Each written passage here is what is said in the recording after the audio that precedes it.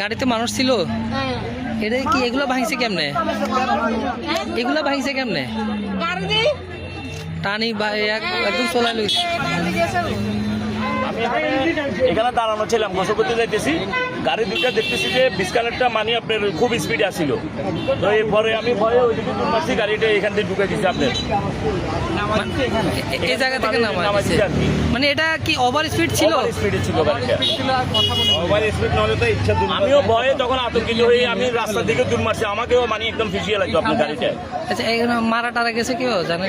ওটা আমি বলতে পারি না শিওর কয়জন মারা গেছে। আমি মাত্র পাইছি, মহিলা একজন মেডিকেলে আছে,